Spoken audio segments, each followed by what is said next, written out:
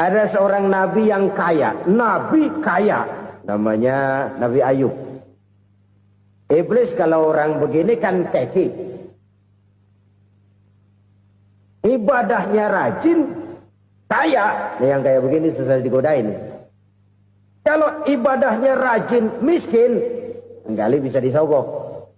Sini imannya mantap, ibadahnya rajin, kaya, nabi lagi. Oh, tapi namanya iblis nggak kurang akal. Laporan, Tuhan, kenapa Les? Ya ini bahasa saya, bahasa Qurannya sih nggak gitu. Itu hambamu yang namanya Ayub, dia rajin ibadah cuma karena dikasih kaya aja. Coba kasih miskin dia, berhenti dia sembahyang. Ah, kamu bisa aja. Saya tahu Ayub itu hambaku yang ikhlas. Saya buktiin Tuhan, silahkan. Dibuktiin lah, iblis turun ke alam ini. Yang mula-mula dia lakukan, dia rusak sawah ladang Nabi Ayub. Dia binasakan binatang ternak Nabi Ayub.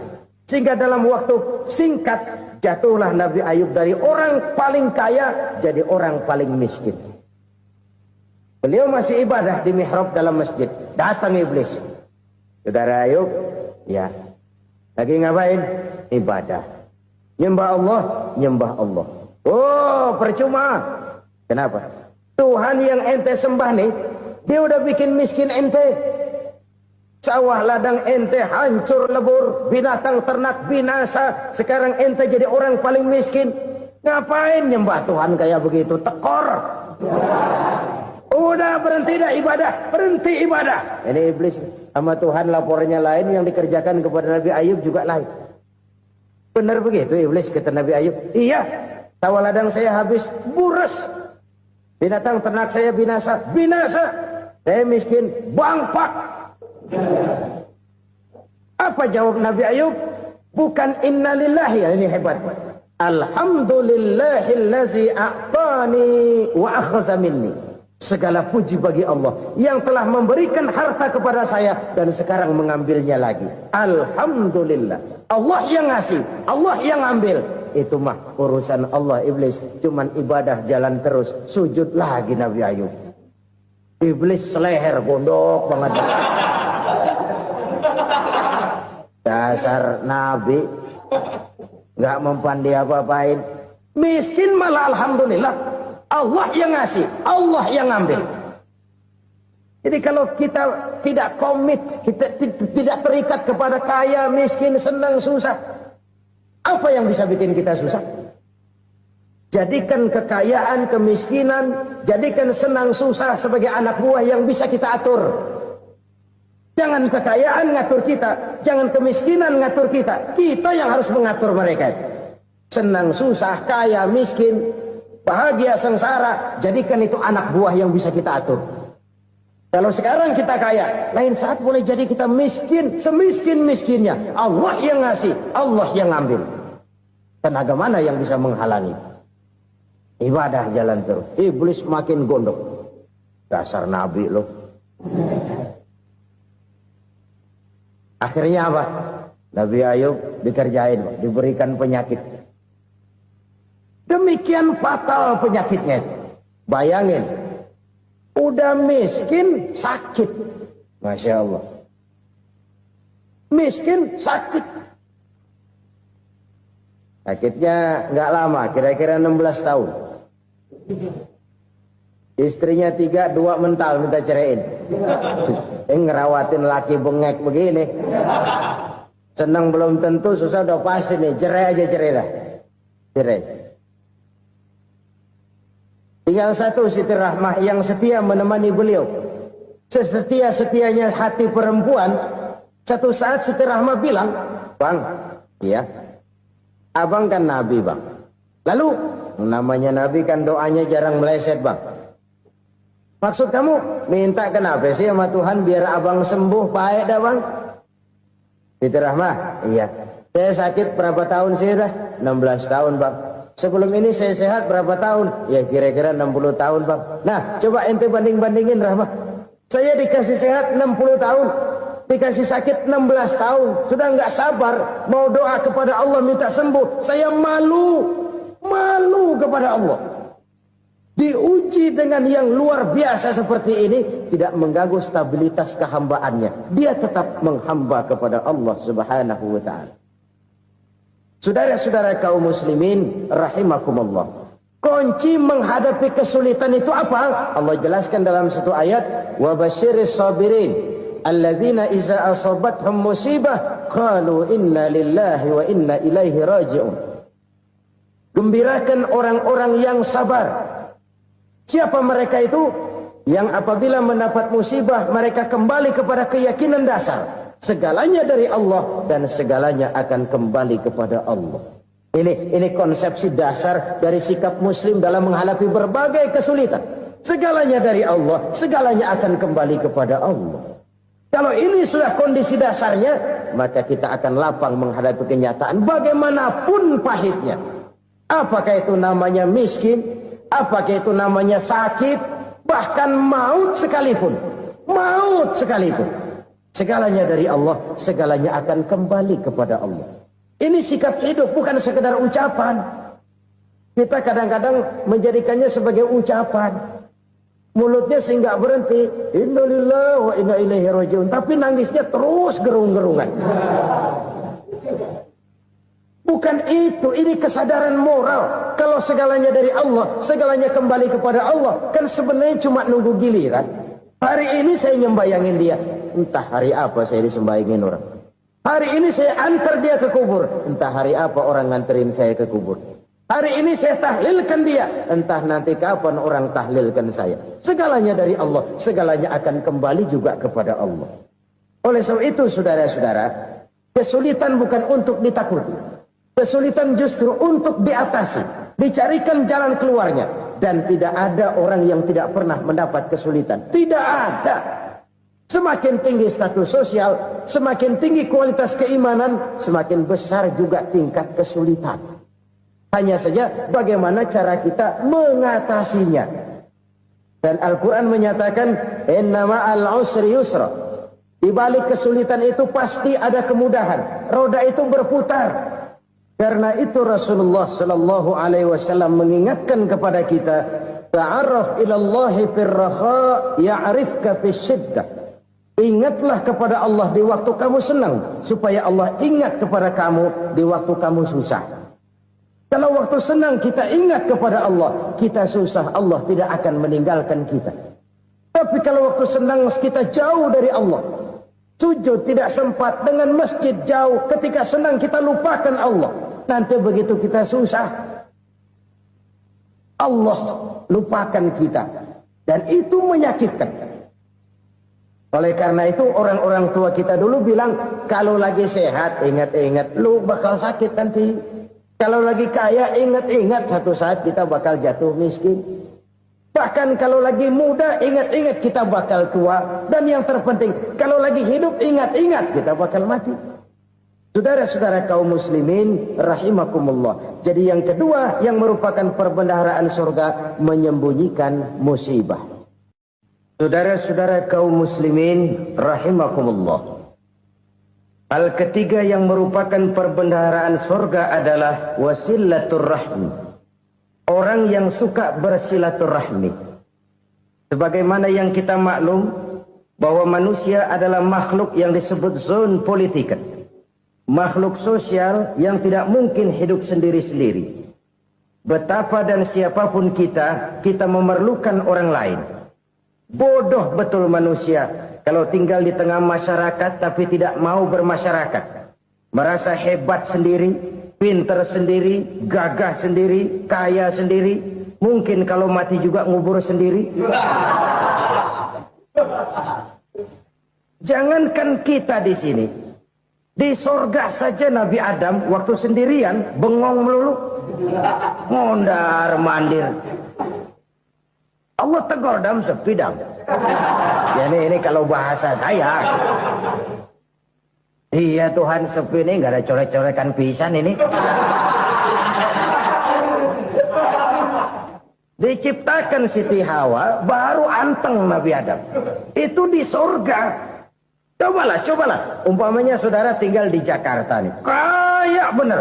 Apaan aja di Jakarta punya saudara dah. Jembatan Semanggi ambil. Monas, Buntel bawa pulang. Hotel-hotel ambil semua. Cuman tinggal di Jakarta sendirian, apa enaknya? Betapa dan siapapun kita perlu orang lain. Tidak ada seorang pun yang bisa memenuhi kebutuhan hidupnya secara sendiri-sendiri. Nah, Islam telah menyelamatkan manusia dari ras diskriminasi. Mengikat manusia dengan persaudaraan yang berlandaskan kepada akidah. Karena itu dianjurkan bersilaturahmi. Bahkan Nabi menyatakan, Man arada ayyubsata lahu fi rizkihi wa yunsa'a fi atharihi falyasil rahimah. Siapa yang kepengen diluaskan rezekinya dan dipanjangkan usianya, banyaklah ia bersilaturahmi. Siapa yang kepengen dimudahkan rezekinya, hendaknya ia banyak bersilaturahmi. Kalau banyak teman, kesulitan kan paling tidak ada tempat cerita. Udah susah, sendirian kita pikirin diri, nggak ada tempat tukar pikiran. Cepet banget sama bengek. Dilawan sendiri. Nah, secara makro kita bisa berkata, tidak mungkin ada kemenangan kalau tidak ada kekuatan. Tidak ada kekuatan kalau tidak ada kesatuan dan persatuan. Tidak mungkin ada kesatuan dan persatuan tanpa semangat silaturahmi. Kalau umat Islam mau menang, dia harus kuat. Kalau umat Islam mau kuat, dia harus bersatu. Kalau umat Islam mau bersatu, dia harus membudayakan silaturahmi ini. Bahkan sampai-sampai kata Nabi, kalau bisa cari nilai tambah. Apa? Silman koto'ak. Bersilaturahmilah kau kepada orang yang marah denganmu. Masya Allah, indahnya ajaran agama kita. Orang yang marah pun kepada kita, kata Nabi, kalau bisa bersilaturahmilah kepadanya. Kepada orang yang marah itu. Di situ nilai tambah. Cuman jujur nih hadis, ngucapinnya gampang, ngamalinnya yang berat banget. Orang marah sama kita disuruh silaturahmi, ada apa malu? Lu marah, ada gua marahan lagi. Tunggu pikirin.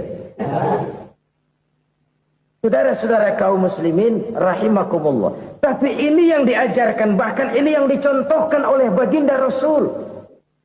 Bagaimana begitu mudah, misalnya satu saat Abu Jahal ini ngatur strategi bagaimana bikin Muhammad celaka. Dia gali lubang di depan tempat tidurnya. Dia tutupin daun korma.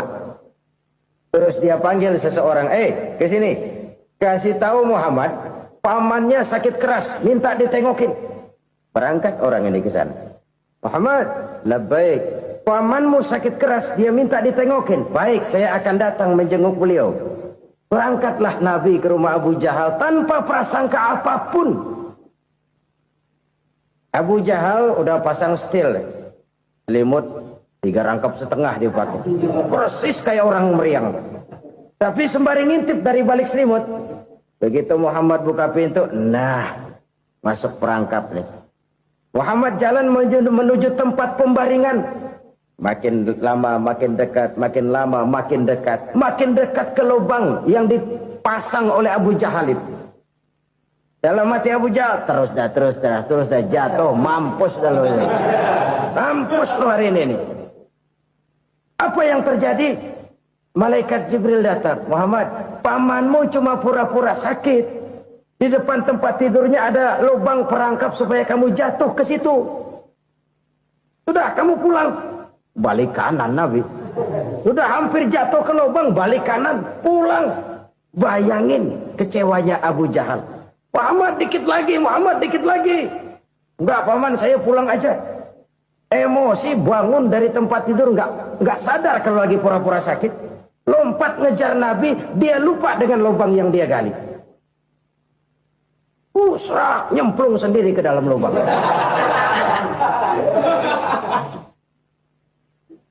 Nabi terus berlalu. Ini terjadi keanehan. Jatuh ke lubang yang dia gali itu sebenarnya nggak terlalu dalam ya, antara 3-4 meteran lah. Tolong saya jatuh ke lubang ini. Datanglah pelayan-pelayannya itu. Angkat saya dari sini. Oh, yang ngulurin tambang. Satu gulung, belum juga nyampe itu tambang. Kurang, beli lagi ke warung. Sambung, ulur lagi, nggak juga bisa sampai. Wah ini kerjaan Muhammad ini. Tolong siapa salah seorang kamu ke rumah Muhammad, kasih tahu encangnya kecebur. Minta ditolongin. Sampaikan kepada Rasul. Kenapa? Pamanmu jatuh ke lubang, Muhammad minta tolong diangkatin. Tambang udah nyambung-nyambung nggak nyampe juga. Ya nanti saya datang saya tolong. Coba. Nyata-nyata orang berniat jahat mau mencelakakan dia. Datang dia menolong.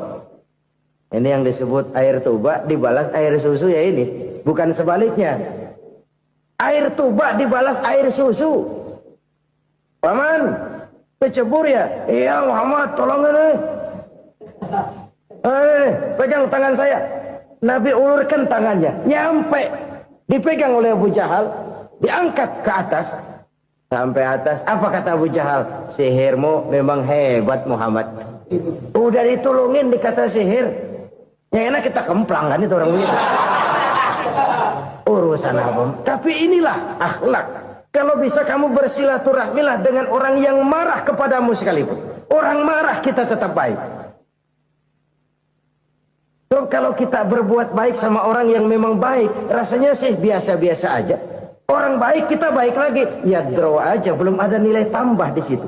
Baru ada nilai tambah kalau kita bisa berbuat baik kepada orang yang nyakitin kita. Itu namanya kita setingkat di atas dia. Dia sakitin kita, kita berbuat baik sama dia. Dia pelit sama kita baik sama dia. Dia marahin kita deketin dia. Di situ kita punya nilai tambah.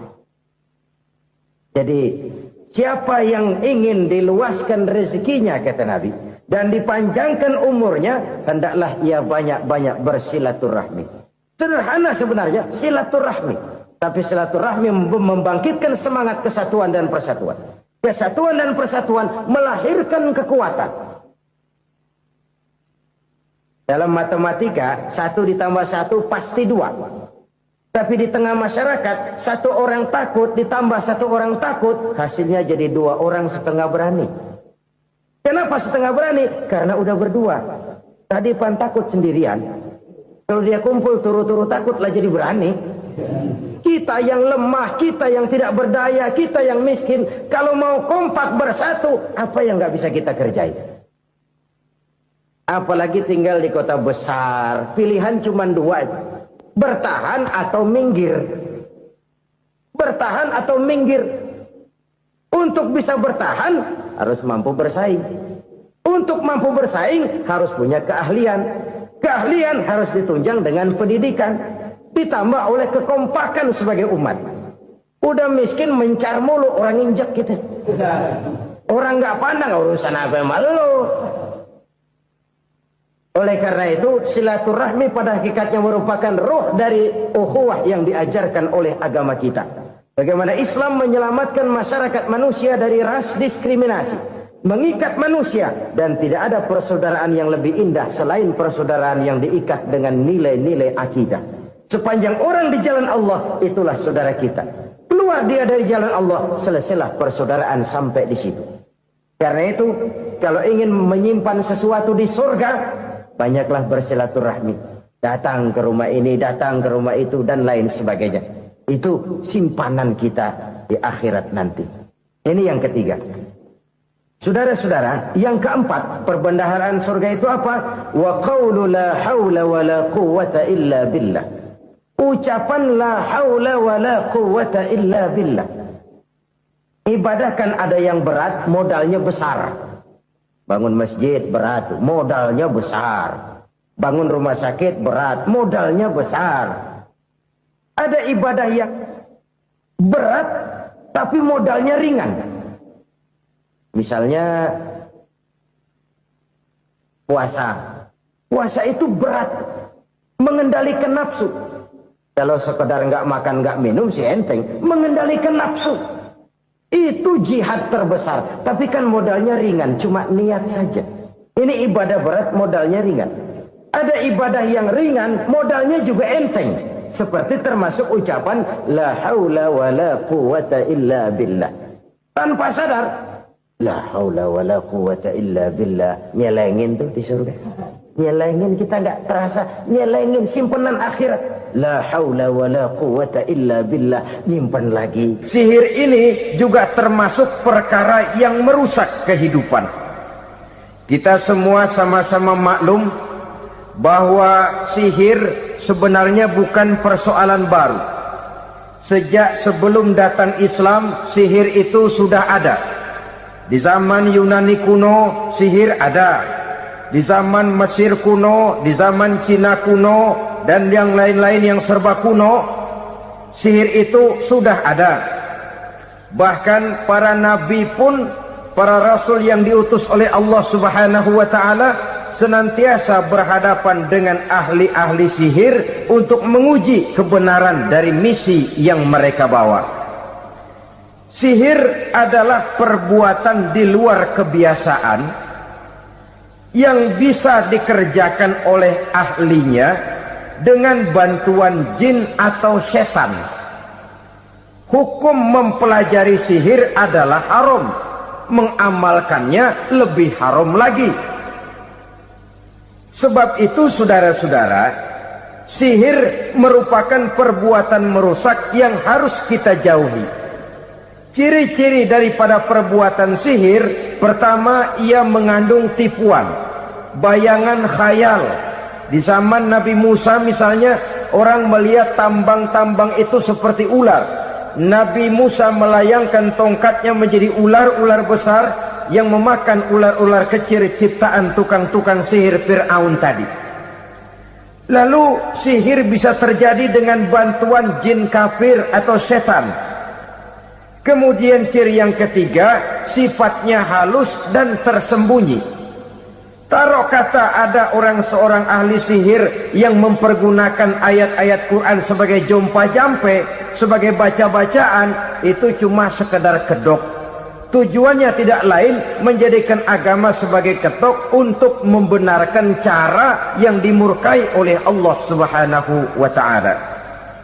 Satu hadis yang diriwayatkan oleh Imam Bazar dan Tabrani, Nabi berpesan, "Laisa minna man tatayyara lahu au takahhana au tukuhhina lahu au sahira lahu." Tidak termasuk ke dalam golonganku, kata Nabi. Tidak termasuk umatku. Siapa mereka? Man tatayyara lahu, orang yang bertatoyur. Apa tatoyur itu? Dari kalimat toyaro, artinya terbang. Toir biasa diartikan dengan burung. Tatoyaro percaya kepada suara-suara burung. Man tatoyaro lahu, mempercayai, meyakini dengan benar-benar kepada suara beburungan. Kan suka ada itu, nah bunyi burung tuh, maling liwat. Maling liwat. Burung bunyi, maling liwat. Itu termasuk tatoyaro lahu, percaya kepada suara burung. Kan aneh kalau suara orang nggak dipercaya, suara burung malah dipercaya. Ada ustadz ceramah, kiai ngaji, nggak mau didengerin, burung dengerin bener. Nah, suaranya dari sebelah mana? Belah kulon. Nah, itu tandanya anu. Habis dihitung-hitung. Itu termasuk tatoyaro lahu. Au takahana, atau bertenung, au tukuhina, atau minta ditenungkan. Au sahiro lahu, atau melakukan perbuatan sihir, atau minta disihirkan. Laisa minna, tidak termasuk ke dalam golonganku, kata Nabi. Sehingga dengan demikian saudara-saudara, menghadapi sihir dengan sihir sekalipun termasuk perbuatan yang tidak diajarkan oleh agama. Kita kan mempelajari sihir untuk jaga diri, tidak apa-apa. Yang dilarang mengamalkannya, dilarang juga mempelajarinya. Sebab orang kalau sudah mengetahui, biasanya lalu terangsang untuk mencoba. Kalau percobaannya berhasil, biasanya terangsang untuk coba lagi dan coba lagi. Pada akhirnya ketagihan, lalu beralih menjadi profesi, apalagi itu nanti bisa mendatangkan hasil uang. Saudara-saudara kaum muslimin rahimakumullah, kita manusia makhluk nyata, kita hidup di alam nyata, terikat oleh sunnatullah, causality. Oleh karenanya bagi kita keyakinan yang penuh, keikhlasan di dalam bertuhankan Allah, penyerahan diri sepenuhnya hanya kepadanya, itu sudah merupakan obat penangkal yang sangat ampuh agar kita tidak terkena penyakit-penyakit yang dibuat oleh setan dan para pembantunya. Sehingga beberapa ayat Quran mengajarkan, misalnya a'udzu bikalimatillahi tammati min syarri ma khalaq, atau bismillazi la yadurru ma'asmihi syai'un fil ardi wala fis sama', dengan menyebut nama Allah yang tidak bisa mendatangkan bahaya sedikit pun, dari baik yang datang dari langit maupun yang datang dari bumi. Jiwa yang kosong dari keyakinan yang penuh kepada Allah, jiwa yang penuh was-was dan ragu-ragu, itu yang mudah terserang oleh penyakit-penyakit yang dikerjakan oleh para tukang-tukang sihir, yaitu oleh setan dan seluruh para pembantunya. Kemudian hadis kedua yang diriwayatkan oleh Imam Ibnu Hibban, Nabi bersabda, la yadkhulul jannata mudminu khamrin wala mu'minu bisihrin wala qati'u rahmin. Tidak masuk surga. Ini Nabi yang bilang, tidak masuk surga. Siapa itu? Pertama, mudminu khamrin, orang yang berkekalan dalam mabuk. Selalu mudminun itu sudah menjadi perbuatan rutinnya, tidak kapok-kapoknya, teler seumur hidup. Mudminu khamrin, tidak masuk surga orang yang selalu bermabuk-mabukan. Yang kedua, wala mu'minu bisihrin, orang mukmin tapi main sihir. Ini juga oleh Nabi diperingatkan, tidak akan masuk surga orang mukmin tapi suka main sihir. Wala qati'u rahmin, dan tidak juga orang yang memutuskan silaturahmi. Tiga macam manusia yang diperingatkan Nabi tidak akan masuk surga: orang yang selalu mabuk, orang mukmin yang main sihir, dan orang yang memutuskan silaturahmi. Saudara-saudara kaum muslimin rahimakumullah. Lalu orang berkata, kenapa dilarang kita bersihir? Padahal Rasul sendiri kan punya mukjizat. Nah, kita memang harus membedakan antara mukjizat dengan sihir. Dalam kehidupan agama kita kenal ada yang namanya mukjizat, ada yang namanya karomah atau keramat biasa diucapkan, ada yang namanya maunah, ada yang namanya irhas, ada juga yang namanya sihir. Kesemuanya ini berbeda, saudara-saudara. Yang dinamakan mukjizat itu khusus untuk para rasul saja. Satu kejadian luar biasa yang terjadi dilakukan oleh rasul atas izin dari Allah Subhanahu wa taala. Perbedaannya dengan sihir jelas. Sihir dari setan, mukjizat dari Allah. Sihir bisa dipelajari, mukjizat tidak. Sihir umumnya untuk maksud-maksud yang tidak baik, sedangkan mukjizat untuk memperkuat kebenaran yang disampaikan oleh para rasul dan ditentang oleh umatnya. Bahkan kafir Quraisy dahulu menganggap orang-orang ahli sihir itu berada dalam satu posisi yang hina, sehingga mereka mengatakan dan menuduh Nabi Muhammad sebagai tukang sihir. Tuduhan sebagai tukang sihir adalah tuduhan yang sangat aib dan hina. Di tengah masyarakat kufar jahiliyah, kedudukan tukang sihir dipandang sebagai kedudukan yang hina, sehingga mereka mengejek Nabi dengan sebutan tukang sihir. Jadi mukjizat hanya untuk Rasul saja. Kemudian karomah. Karomah ini asal kata dari karoma, kehormatan, kemuliaan yang diberikan Allah kepada hamba-hambanya yang rajin mendekatkan diri kepadanya. Oleh karena ketekunannya melaksanakan ibadah, Allah memberikan keistimewaan kepada orang itu yang dengan keistimewaannya dia bisa mengerjakan yang tidak bisa dikerjakan oleh orang lain. Karomah hanya bisa dicapai dengan prestasi ibadah. Kalau sihir mau ibadah apa enggak, asal dia belajar bersatu dan berteman dengan setan, memenuhi persyaratan-persyaratan setan, biasanya lalu bisa.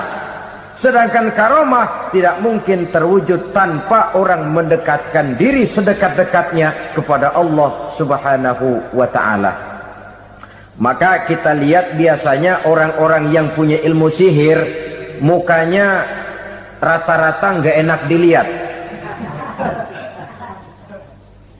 Kumuh, jauh dari air wudhu, jauh dari sujud kepada Allah, malah berteman dengan setan, menjadi pelayan-pelayannya setan. Saudara-saudara, adapun maunah, keistimewaan yang diberikan Allah kepada hamba-hambanya yang belum sampai kepada tingkat wali, tapi orang itu lebih banyak kebaikannya daripada kesalahannya. Umpamanya, saudara jalan bertiga, di pinggir jalan, saudara ada pada posisi di tengah, lalu bertiga ini ketabrak mobil. Menurut perhitungan saudara mati lebih dahulu, tapi terjadi hal yang aneh, dua teman saudara mati, saudara malah cuma luka dan lecet sedikit saja. Apa itu?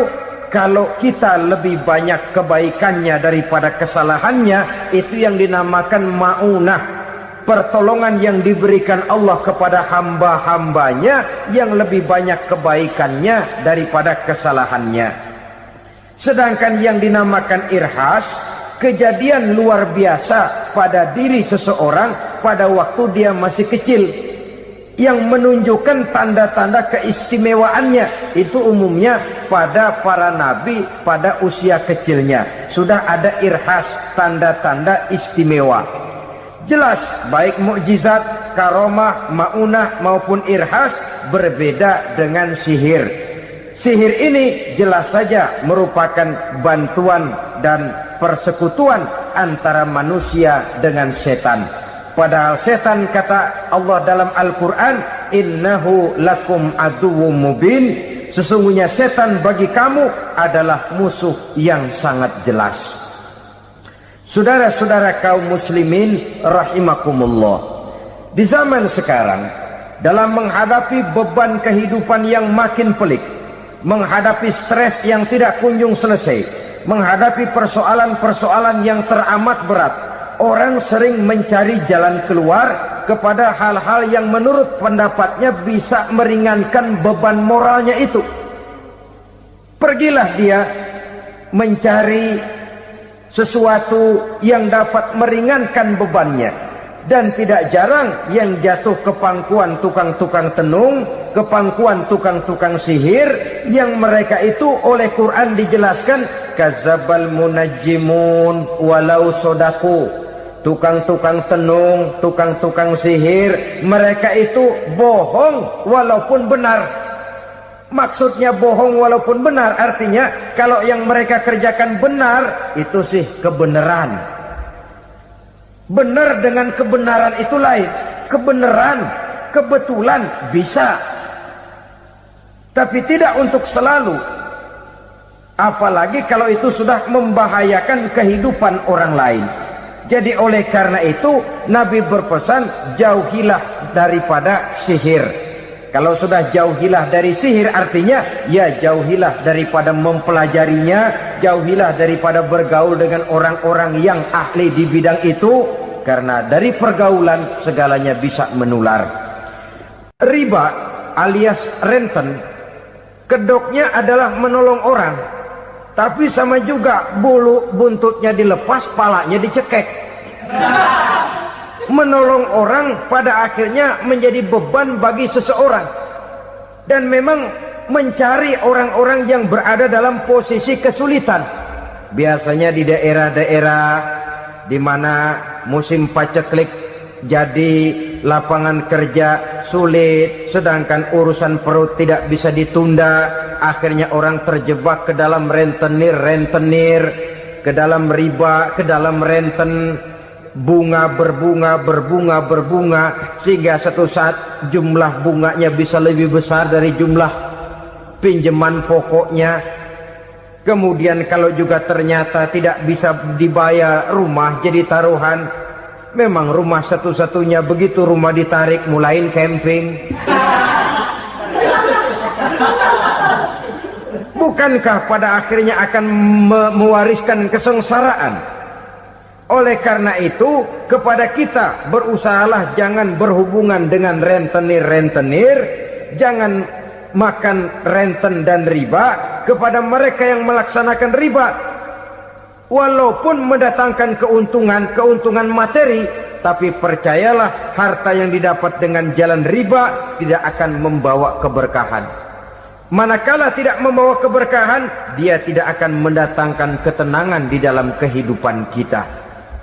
Oleh karenanya, memakan harta riba termasuk perbuatan yang merusak sendi-sendi kehidupan sosial, merusak kehidupan orang lain, merusak kehidupan masyarakat, tetangga, pergaulan, dan sebagainya. Memakan harta anak yatim dengan cara yang zalim. Nih, memang lezat. Anak yatim itu nggak tahu urusan apa-apa. Kita diamanahkan untuk mengurusinya. Kadang-kadang dibentuklah panitia penyantunan yatim piatu.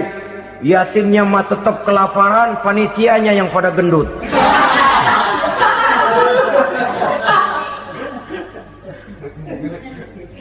Padahal memakan harta anak yatim termasuk perbuatan dosa besar. Dan menjantuni yatim merupakan perbuatan mulia. Nabi mengatakan, ana wa kafilul yatim kahataini yaumal qiyamah. Aku dan orang-orang yang menyantuni anak yatim seperti dua jari ini pada hari kiamat nanti. Dekat sekali. Jikalau ingin di hari akhir nanti dekat dengan Rasul, bersahabatlah dengan anak-anak yatim. Jadilah pengurus anak-anak yatim. Bangunlah panti-panti asuhan yatim. Pada saat bapak ibunya meninggal, kitalah yang menjadi orang tuanya.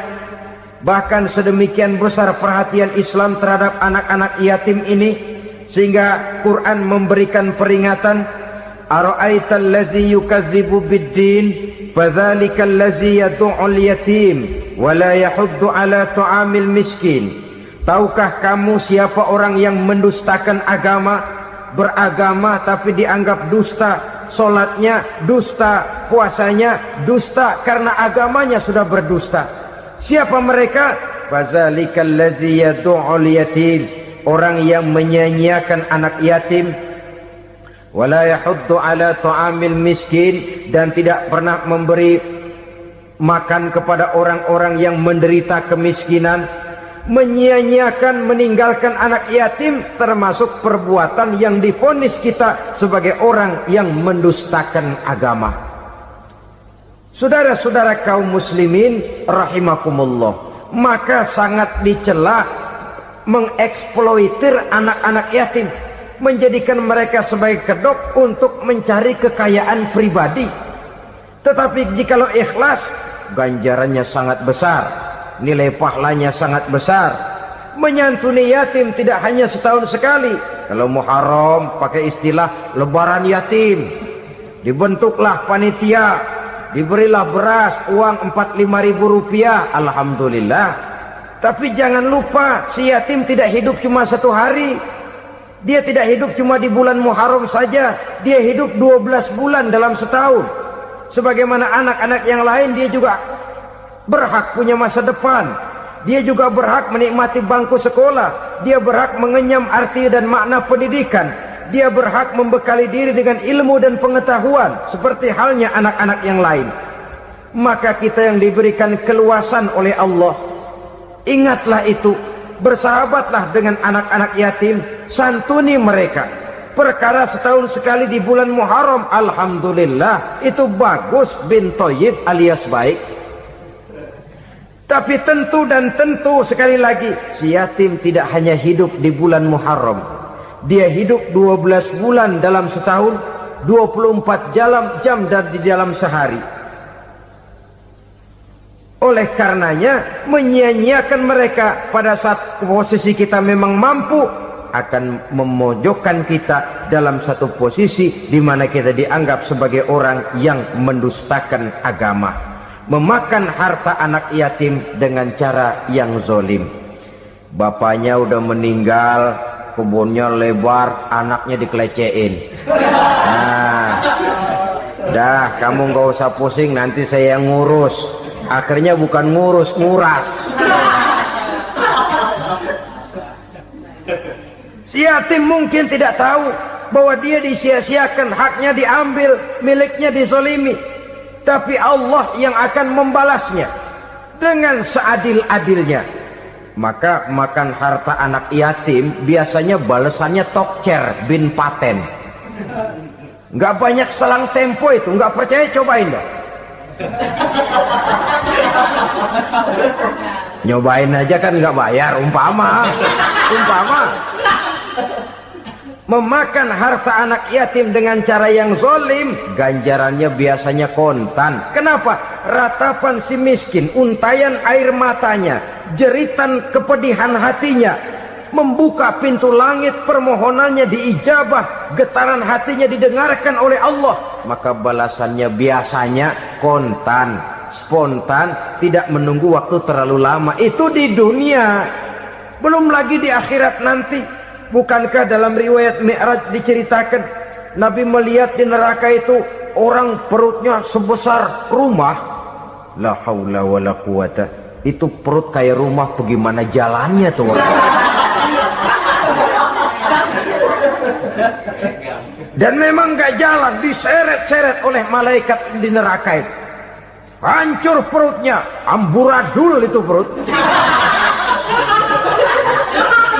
Berantakan isinya, dibulatkan lagi, diseret lagi, hancur lagi, dibulatkan lagi. Sampai Nabi tanya, orang itu begitu berat siksanya kenapa ya Jibril? Itu Muhammad, waktu di dunia dulu rakus banget makan harta anak yatim. Begitu vonisnya, begitu menyedihkan nasibnya di akhirat. Tapi di dunia pun ketidakberkahan itu sudah membayangi kehidupannya. Oleh karena itu, kepada saudara-saudara yang mendapat titipan anak yatim, berbahagialah, karena semulia-mulia rumah adalah rumah yang di dalamnya ada anak yatim yang disantuni. Sehina-hina rumah adalah rumah di mana di dalamnya ada anak yatim yang disia-siakan. Begitu kata Nabi kita. Rumah yang paling mulia dalam pandangan Allah, rumah yang di dalamnya ada anak yatim yang disantuni. Rumah yang paling hina dalam pandangan Allah, rumah yang di dalamnya ada anak yatim yang nasibnya disia-siakan.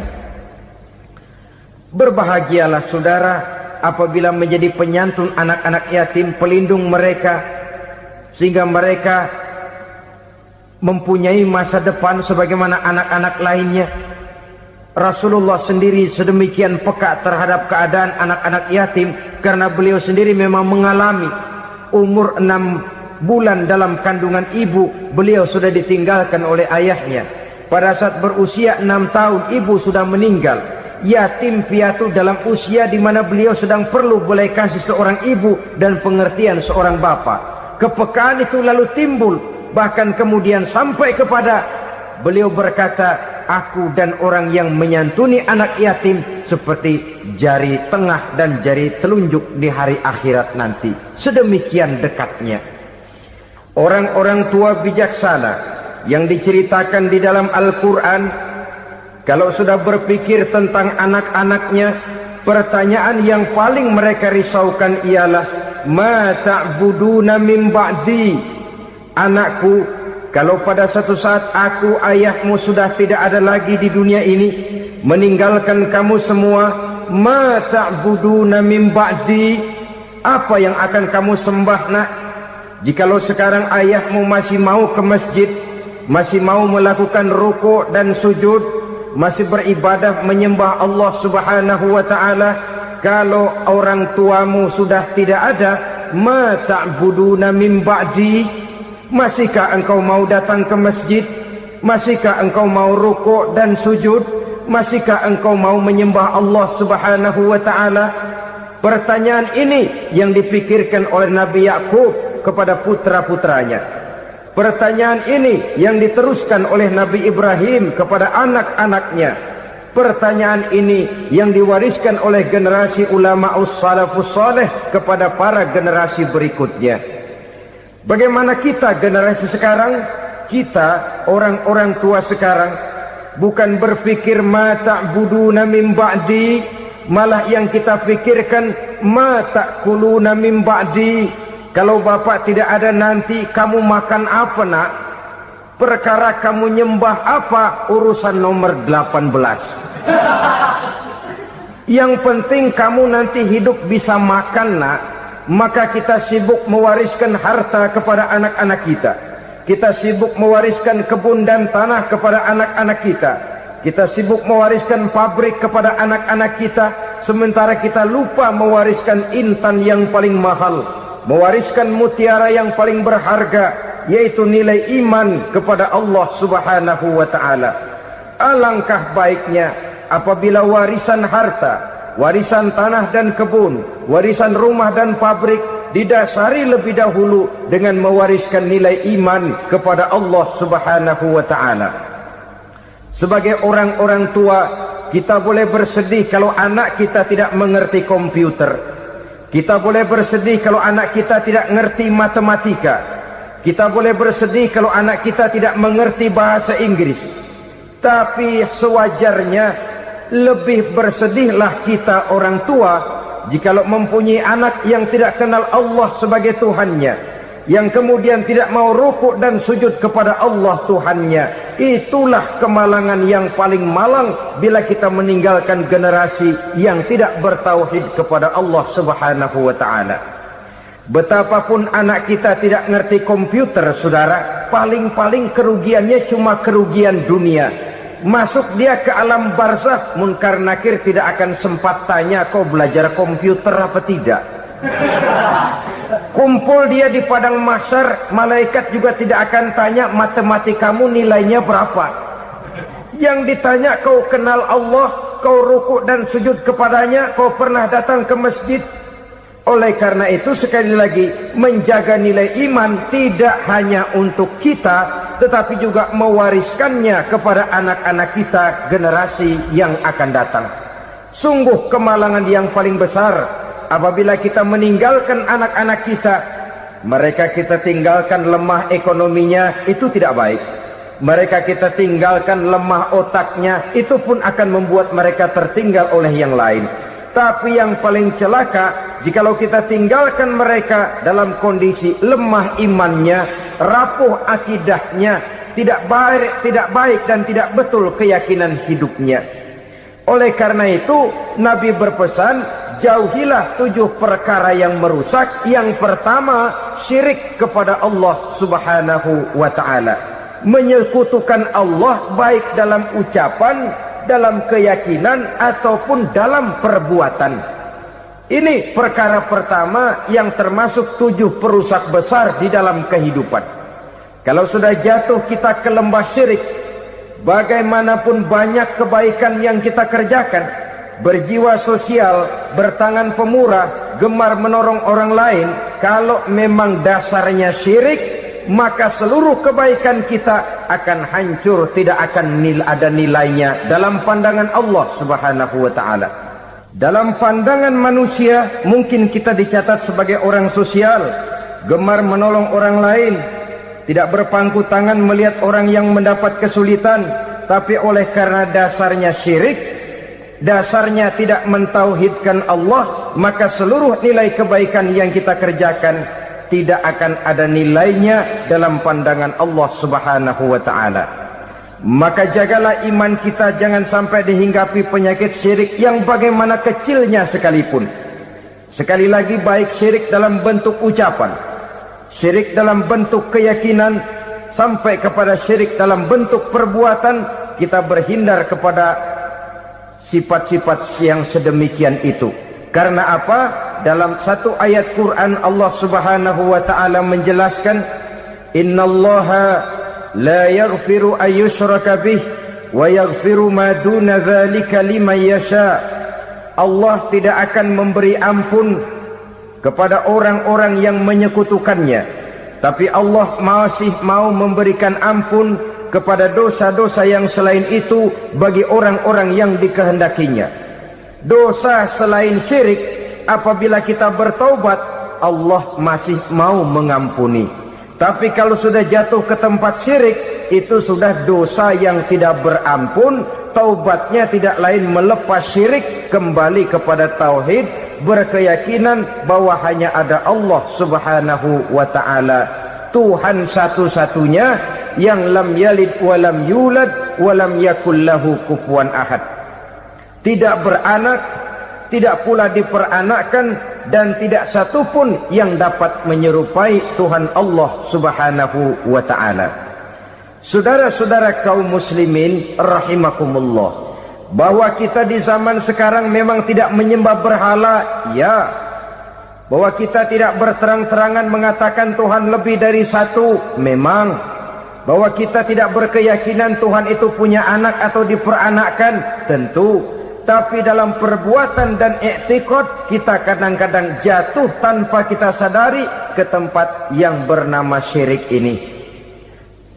Oleh karenanya, di zaman di mana teknologi makin canggih, di mana kemajuan pembangunan makin menjangkau berbagai aspek kehidupan, diperlukan keseimbangan antara kemajuan fisik material dengan kemajuan mental spiritual. Apabila tidak ada keseimbangan, yang terwujud tentulah kepincangan, yang diawali dengan pincangnya cara kita berpikir, sehingga pada akhirnya akan mengarah kepada pincangnya cara kita berbuat dan bertindak di dalam kehidupan kita. Oleh karena itu, Nabi berpesan, jauhilah sifat syirik, karena syirik merupakan dosa yang teramat besar. Ini sifat merusak yang pertama. Yang kedua, kata Nabi, wasihra, jauhilah sihir. Sihir ini juga termasuk perkara yang merusak kehidupan. Kita semua sama-sama maklum bahwa sihir sebenarnya bukan persoalan baru. Sejak sebelum datang Islam, sihir itu sudah ada. Di zaman Yunani kuno, sihir ada. Di zaman Mesir kuno, di zaman Cina kuno, dan yang lain-lain yang serba kuno, sihir itu sudah ada. Bahkan para nabi pun, para rasul yang diutus oleh Allah Subhanahu wa ta'ala, senantiasa berhadapan dengan ahli-ahli sihir untuk menguji kebenaran dari misi yang mereka bawa. Sihir adalah perbuatan di luar kebiasaan yang bisa dikerjakan oleh ahlinya dengan bantuan jin atau setan. Hukum mempelajari sihir adalah haram, mengamalkannya lebih haram lagi. Sebab itu saudara-saudara, sihir merupakan perbuatan merusak yang harus kita jauhi. Ciri-ciri daripada perbuatan sihir, pertama, ia mengandung tipuan, bayangan khayal. Di zaman Nabi Musa misalnya, orang melihat tambang-tambang itu seperti ular. Nabi Musa melayangkan tongkatnya menjadi ular-ular besar yang memakan ular-ular kecil ciptaan tukang-tukang sihir Fir'aun tadi. Lalu sihir bisa terjadi dengan bantuan jin kafir atau setan. Kemudian ciri yang ketiga, sifatnya halus dan tersembunyi. Taruh kata ada seorang ahli sihir yang mempergunakan ayat-ayat Quran sebagai jompa-jampe, sebagai baca-bacaan, itu cuma sekedar kedok. Tujuannya tidak lain menjadikan agama sebagai ketok untuk membenarkan cara yang dimurkai oleh Allah Subhanahu wa ta'ala. Satu hadis yang diriwayatkan oleh Imam Bazar dan Tabrani, Nabi berpesan, "Laisa minna man tatayyara lahu au takahhana au tukuhhina lahu au sahira lahu." Tidak termasuk ke dalam golonganku, kata Nabi. Tidak termasuk umatku. Siapa mereka? Man tatayyara lahu, orang yang bertatoyur. Apa tatoyur itu? Dari kalimat toyaro, artinya terbang. Toir biasa diartikan dengan burung. Tatoyaro percaya kepada suara-suara burung. Man tatayyara lahu, mempercayai, meyakini dengan benar-benar kepada suara beburungan. Kan suka ada itu, nah bunyi burung tuh, maling liwat. Maling liwat. Burung bunyi, maling liwat. Itu termasuk tatayyara lahu, percaya kepada suara burung. Kan aneh kalau suara orang nggak dipercaya, suara burung malah dipercaya. Ada ustadz ceramah, kiai ngaji, nggak mau didengerin, burung dengerin bener. Nah, suaranya dari sebelah mana? Belah kulon. Nah, itu tandanya ano. Habis dihitung-hitung, itu termasuk tatayyara lahu.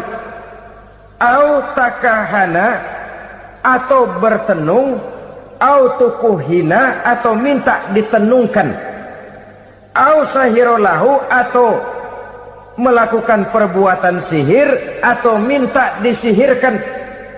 Laisa minna, tidak termasuk ke dalam golonganku, kata Nabi. Sehingga dengan demikian saudara-saudara, menghadapi sihir dengan sihir sekalipun termasuk perbuatan yang tidak diajarkan oleh agama. Kita kan mempelajari sihir untuk jaga diri, tidak apa-apa. Yang dilarang mengamalkannya, dilarang juga mempelajarinya. Sebab orang kalau sudah mengetahui, biasanya lalu terangsang untuk mencoba. Kalau percobaannya berhasil, biasanya terangsang untuk coba lagi dan coba lagi. Pada akhirnya ketagihan, lalu beralih menjadi profesi, apalagi itu nanti bisa mendatangkan hasil uang. Saudara-saudara kaum muslimin rahimakumullah, kita manusia makhluk nyata, kita hidup di alam nyata, terikat oleh sunnatullah, causality. Oleh karenanya bagi kita keyakinan yang penuh, keikhlasan di dalam bertuhankan Allah, penyerahan diri sepenuhnya hanya kepadanya, itu sudah merupakan obat penangkal yang sangat ampuh agar kita tidak terkena penyakit-penyakit yang dibuat oleh setan dan para pembantunya. Sehingga beberapa ayat Quran mengajarkan, misalnya a'udzu bikalimatillahi tammati min syarri ma khalaq, atau bismillazi la yadurru ma'asmihi syai'un fil ardi wala fis sama', dengan menyebut nama Allah yang tidak bisa mendatangkan bahaya sedikit pun, dari baik yang datang dari langit maupun yang datang dari bumi. Jiwa yang kosong dari keyakinan yang penuh kepada Allah, jiwa yang penuh was-was dan ragu-ragu, itu yang mudah terserang oleh penyakit-penyakit yang dikerjakan oleh para tukang-tukang sihir, yaitu oleh setan dan seluruh para pembantunya. Kemudian hadis kedua yang diriwayatkan oleh Imam Ibnu Hibban, Nabi bersabda, la yadkhulul jannata mudminu khamrin wala mu'minu bisihrin wala qati'u rahmin. Tidak masuk surga. Ini Nabi yang bilang, tidak masuk surga. Siapa itu? Pertama, mudminu khamrin, orang yang berkekalan dalam mabuk. Selalu mudminun itu sudah menjadi perbuatan rutinnya, tidak kapok-kapoknya, teler seumur hidup. Mudminu khamrin, tidak masuk surga orang yang selalu bermabuk-mabukan. Yang kedua, wala mu'minu bisihrin, orang mukmin tapi main sihir. Ini juga oleh Nabi diperingatkan, tidak akan masuk surga orang mukmin tapi suka main sihir. Wala qati'ur rahmin, dan tidak juga orang yang memutuskan silaturahmi.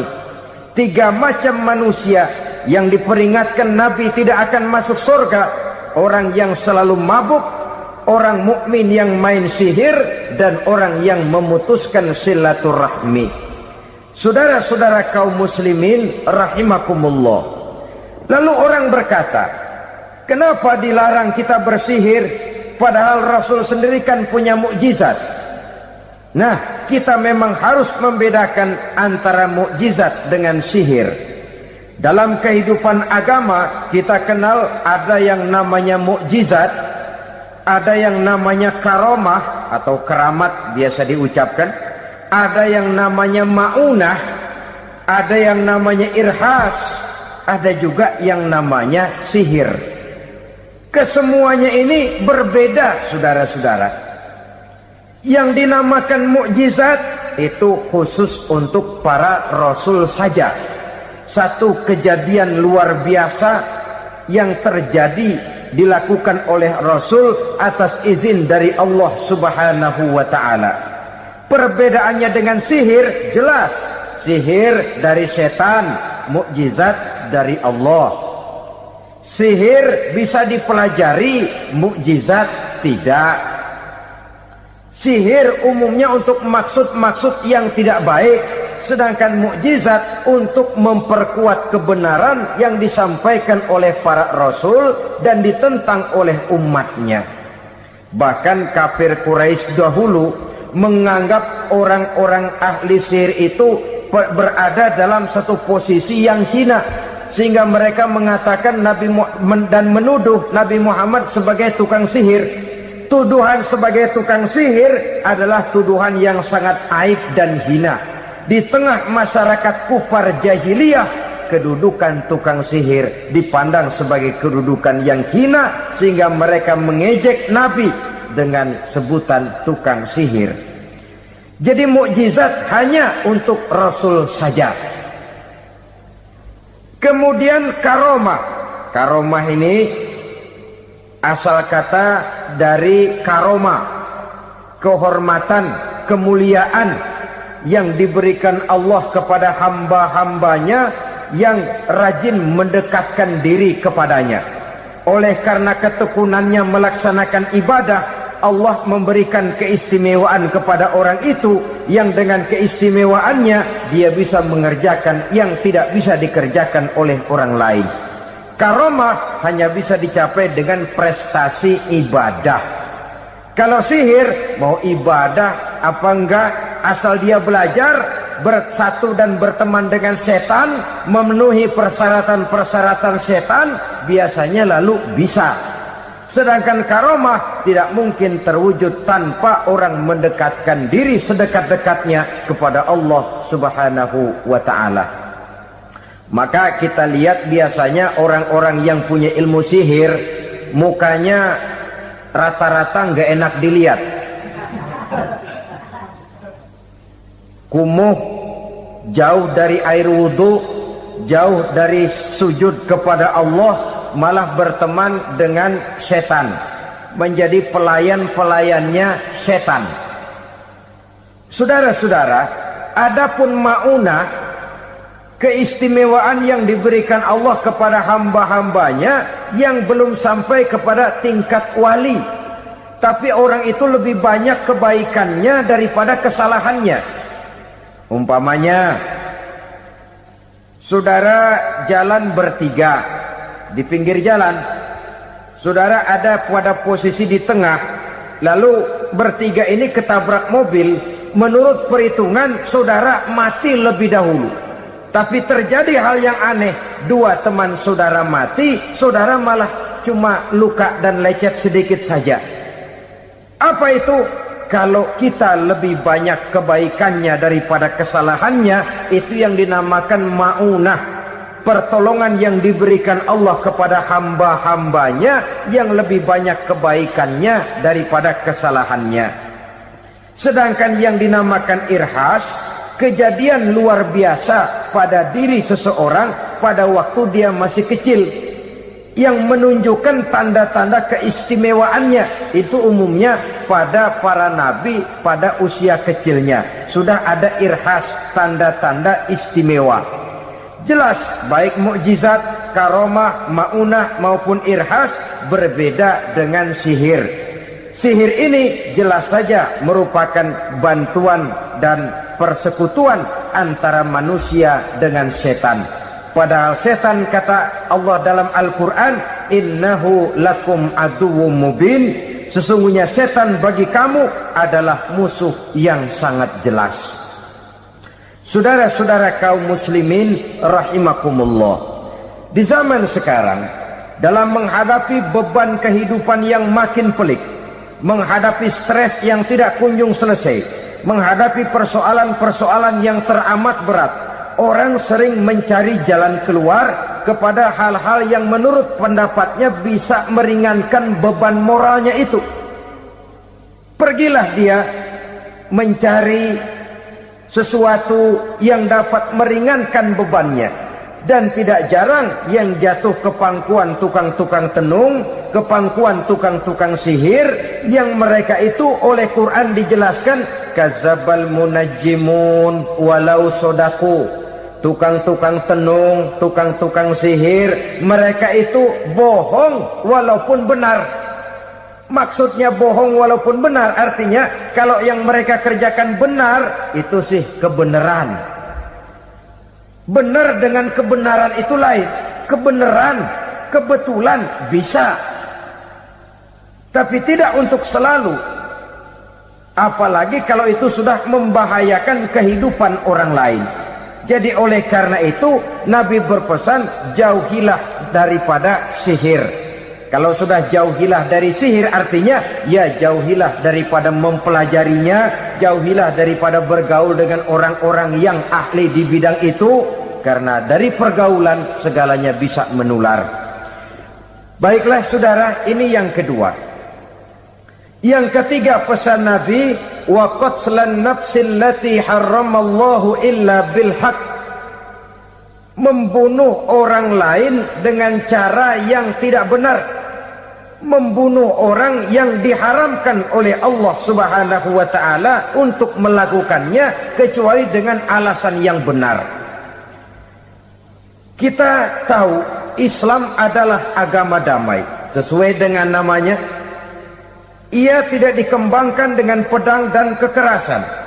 Ia dikembangkan dengan keteladanan dan tuntunan moral.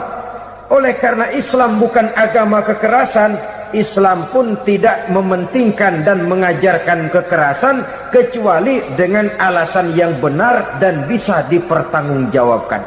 Membunuh dengan sengaja, menghilangkan nyawa orang lain tanpa alasan yang bisa dibenarkan adalah merupakan dosa besar dan satu di antara 7 perkara yang bisa mendatangkan kerusakan dalam kehidupan dan yang hendaknya harus kita jauhi.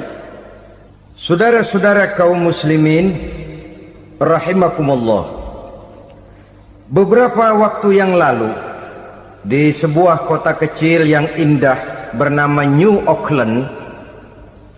Saudara tahu New Auckland? Itu dari Gunung Kidul masih ngidul lagi.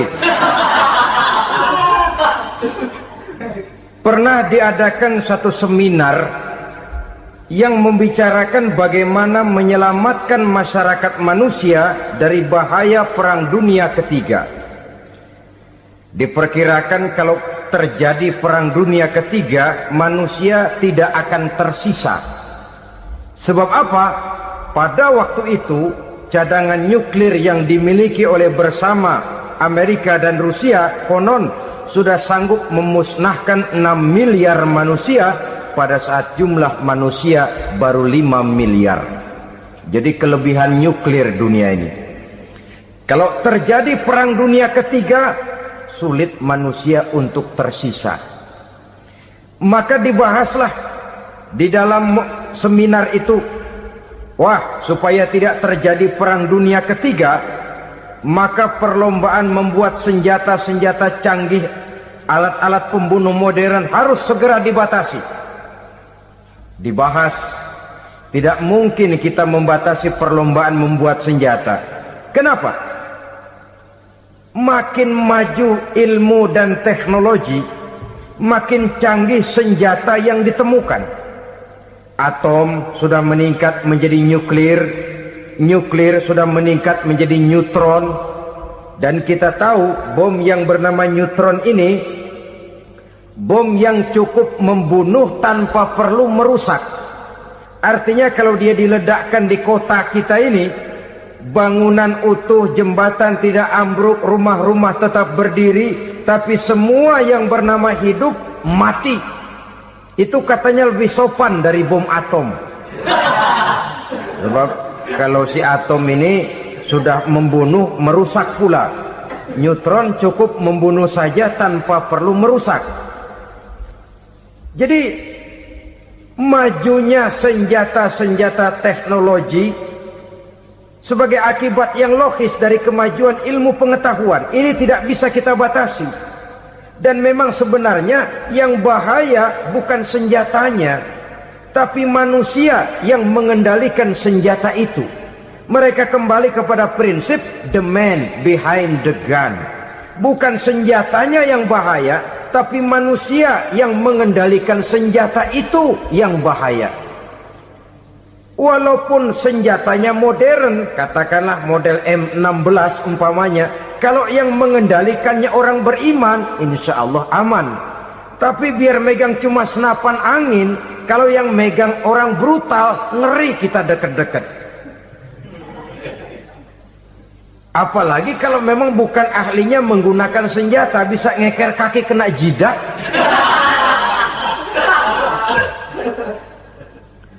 Mereka kembali kepada prinsip lama yang tetap baru.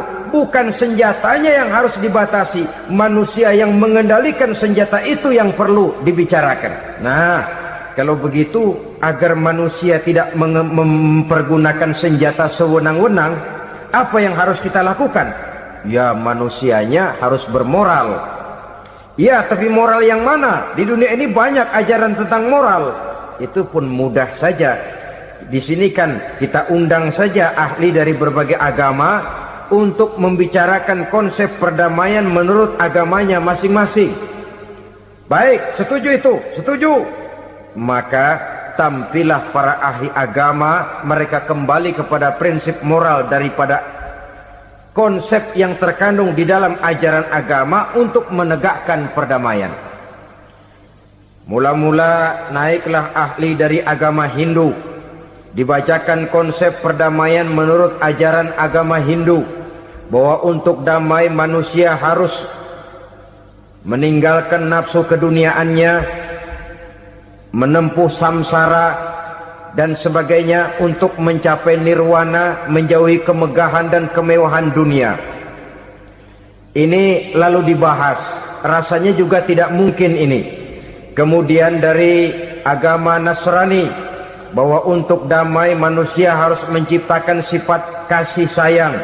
Kalau ditampar pipi kiri, berikan pipi yang kanan. Kalau diberikan selendang, berikan baju. Nanti orang kasihan, lalu dia tidak akan nampar lagi. Ketika ini dibahas, ternyata rasanya pun tidak mungkin bisa diterima. Karena apa? Di zaman sekarang orang ditampar pipi kiri, dikasih pipi kanan. Bukan kasihan, gemes. Damai belum tentu, bonyok udah jelas. Lalu ketika dibacakan konsep perdamaian menurut Quran, di mana disampaikan ayat wa jazaa'u sayyi'atin sayyi'atun misluha faman afa wa aslaha fa ajruhu 'ala Allah. Balasan terhadap satu kejahatan adalah kejahatan yang seimbang. Tetapi barang siapa yang memberi maaf dan mencari jalan damai, itulah yang terbaik dan akan mendapat pahala dari Allah Subhanahu wa ta'ala. Kamu tidak salah ditampar pipi kirimu, tampar lagi pipi kirinya sekeras dia menampar pipi kirimu. Nanti orang tidak mau menampar kita karena dia tahu kalau dia tampar kita, dia akan menderita tamparan sekeras dia menampar kita.